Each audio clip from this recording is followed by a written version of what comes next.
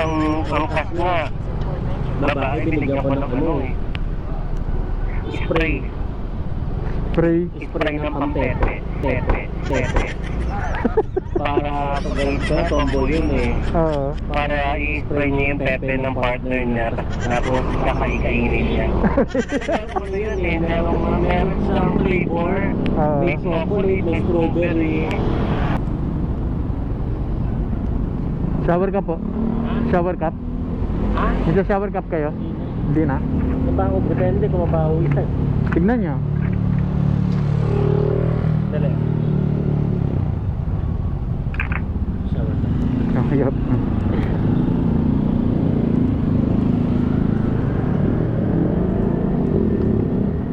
Grabe, may bike ka ha. Parang isang vlogger na ano, sakyan.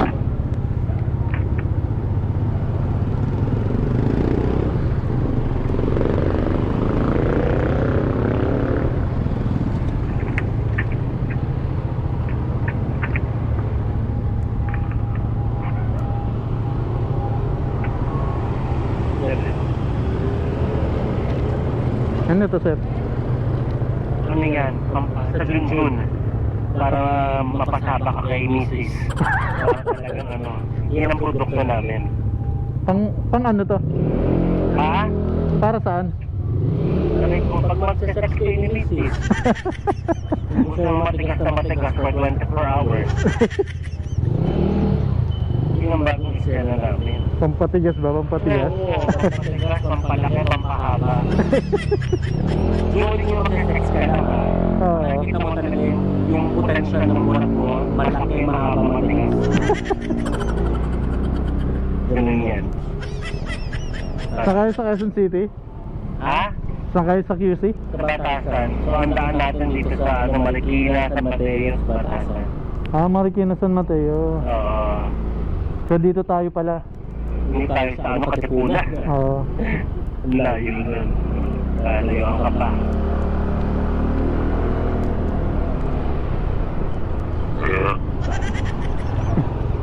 Busog, sir. Yung isang angkas nga, babae, binigyan ko ng ano eh. Spray. Spray ng pampepe. Pepe. Para pag ganun ka, tomboy yun eh. Oo. Para i-spray niya yung pepe ng partner niya, tapos kakaikainin niya. Ano yun eh, meron siyang flavor. May chocolate, may strawberry. May flavor pa? Oo, ganyan ang mga ano namin. Iba-iba ang isela. Pero astig ah. Siyempre, umulat ko na lang after mga 30 minutes. Ako, Ano? yung mga mo talagang tirig na tirig yan.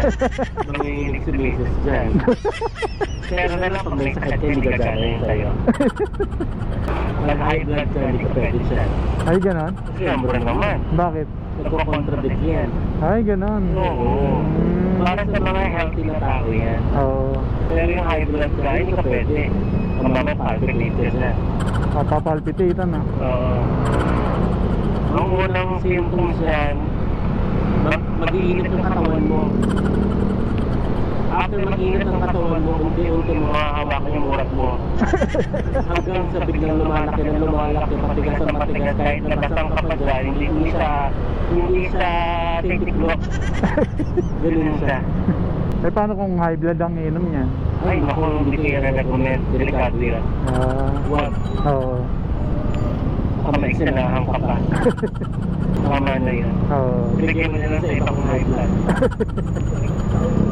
Yung sa mga may hilig. Kasi ang ano natin, ang oras kasi natin, Oo. dahil, siyempre, ikaw, meron kang kasipin na babae. Oo. Matigas na siya, di ba? Hindi pa yun talaga totoong tigas niya. Ay, ganon? Meron pa talaga siya totoong tigas na tigas. Ito yun. Kaya yung mga iba gumagamit ng buto, Oo, robot. yun yung para talaga ma-miss mo yung pinaka-full potential yung matigas, mahaba, malaki. Ay, yung mga robot na yan, bawal din sa high blood yan. Siyempre naman. Nakapansin dyan eh. Oo. Mamaya, hindi nga pala nakatakikin. Pero kung bibigyan mo lang sa isang lalaki na healthy, Oo. ay, naku, unang putok pa lang ang dami sa labas. Tapos yung pakala mo, alam mo, ang unang putok na tumatagal ng mga 30 minutes. Ang tagal? Tagal talaga, tapos tigas na tigas pa. Hindi na makakali eh. Hanggang sa dalawang round, pangatlo, pang-apat, walang usuko. Mahirap pala paggamit sa high blood yan, ano? Ano? Bawal sa mga diabetic. Baka maging isang kwento, ano? Salamat.